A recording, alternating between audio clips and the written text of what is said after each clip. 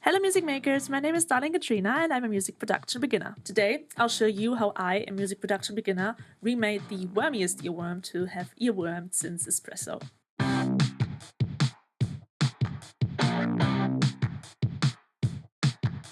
Apathe by Rosé and Bruno Mars. I remember the day this song first appeared on my YouTube homepage and I thought to myself, this could be interesting. And it is.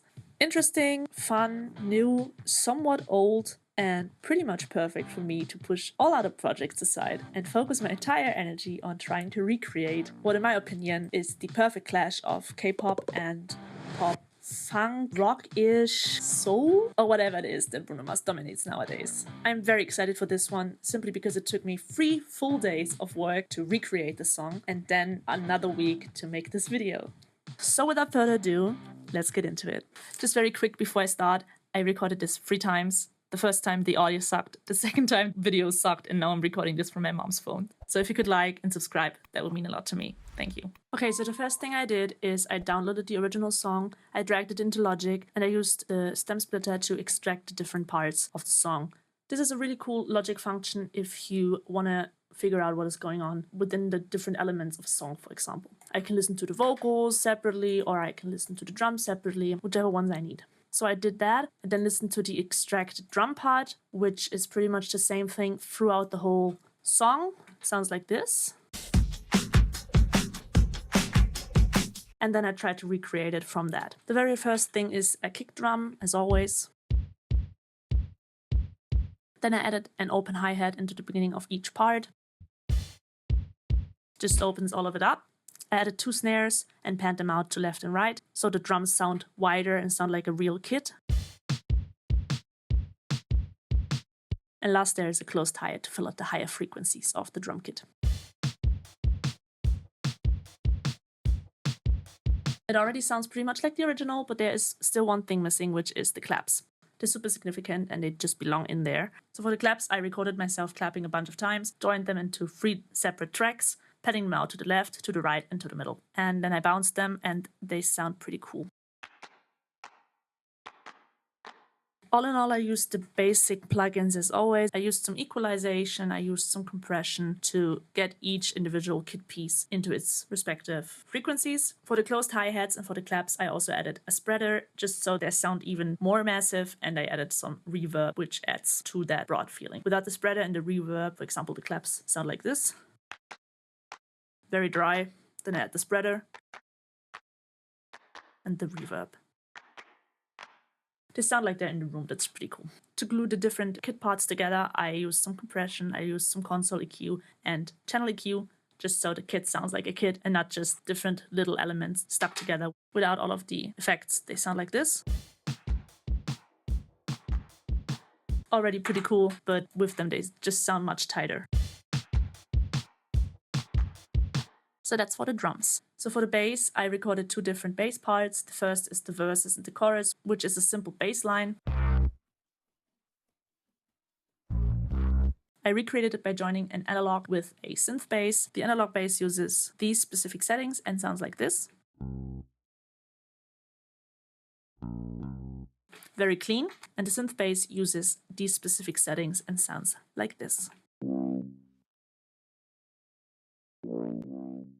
A little bit boomier and distorted. So I bounced those 2 instruments and then I added some equalizer and some chroma glow, which is a distortion on both of these. And on the synth bass, I also added another phase distortion just to make it even fuzzier.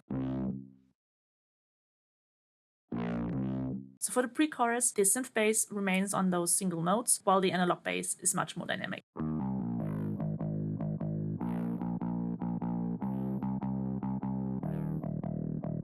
As I said, on the synth bass, I used some equalizer and a few different distortions, a bit crusher in the pre-chorus, and on the analog bass. On the verses, I used just the equalizer and chroma glow, and in the pre-chorus, a bit crusher and a filter is added, just so it sounds a little more dynamic. So that's it for the bass. Last but not least, I listened to the guitar parts of the song, which are included in the other section of the stems. Other is just an umbrella term for all the other frequencies that don't match a bass or a drum or the vocals. There's a lot going on, but I try to focus on the guitar parts. Within the verses, there's an electric guitar imitating the bass line. very simple. And then the pre-chorus on top of those power chords that imitate the bass line within the electric guitar, there's also an acoustic guitar for a more dynamic feeling.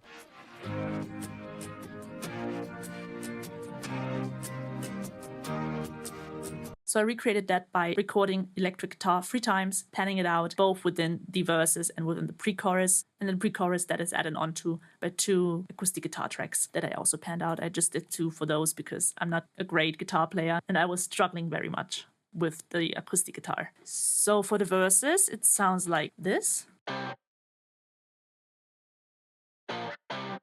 Very simple, and pre-chorus is this.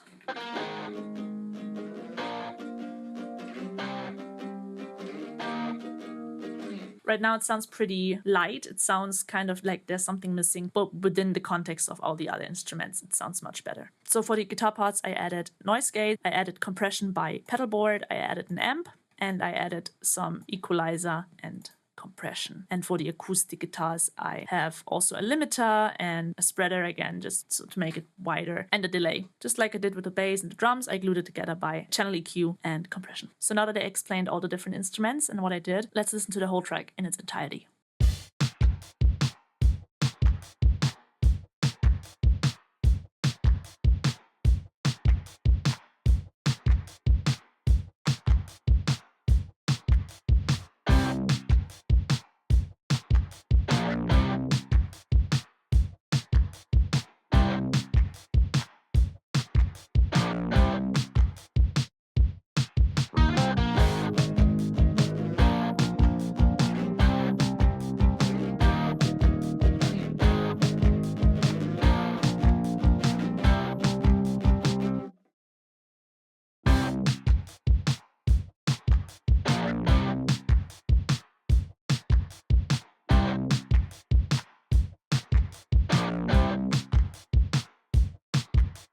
When I listened to my remake of the instrumental with the vocals of the original song, it sounded pretty cool and it sounded pretty close, which I think is a good sign. The more I remake different songs, the more I feel like I don't just learn how to make those songs, but also use the techniques used in those songs on my own songs, which I think is pretty cool and which was my goal from the start. Even though this is just my 5th full remake of a song, I feel like I've gotten much better already, and I hope that resonates. If there is any particular song you would like me to remake in the same style as I did today, please let me know in the comments. Also, if there's anything from today's video that you would like to get a much more detailed view into, or if there's anything that you would have done differently or that you know a more efficient approach to, please don't hesitate and let me know in the comments. I love to learn, I love to get in contact with other music producers who might be beginners like me or more intermediate. Okay, that's it. Bye!